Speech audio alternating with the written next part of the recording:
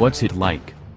The performance makeover the Yaris has been through in order to make it to GRMN status is an impressive one, though not as thorough as the company might lead you to believe. Having braced the hatchback's body in white in key places, Gazoo Racing has fitted shorter suspension springs, up 60% on spring rate compared with those of a standard Yaris, and some rather special Sachs Performance dampers, as well as a fatter anti-roll bar up front. Forged 17 in alloy wheels from BBS save 2 kg per corner on standard Yaris specification, are wrapped with 205-section Bridgestone Potenza RE050A performance tires, and are wrapped around uprated disc brakes and 4-pot front calipers. The car's steering rack has been quickened, too.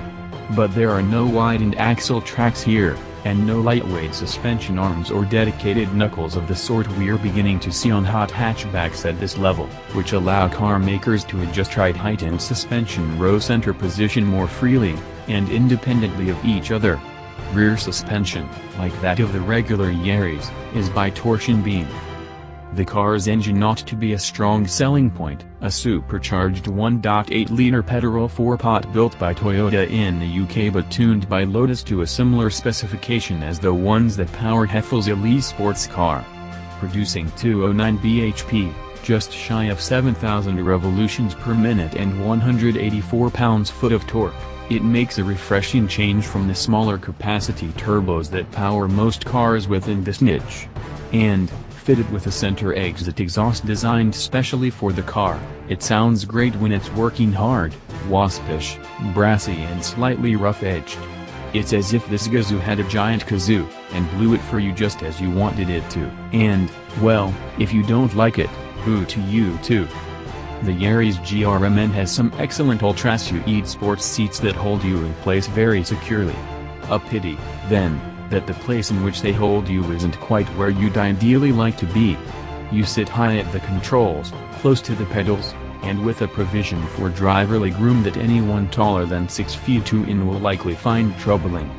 But somehow the car also fails to give you quite enough steering column reach adjustment, and its pedal layout also puts too much fresh air between brake and accelerator to make for easy heel and towing. Something that drivers in the market for a performance car of this focus and flavor are likely to want to do.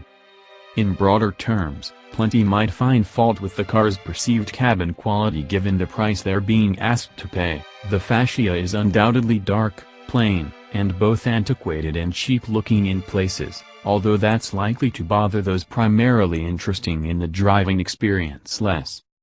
That Lotus-tuned engine certainly proves a fine advert for the road less traveled where a fairly light hot hatchback is concerned, and is perfectly at home in a car that loses little for not being the most brutally fast thing from point to point.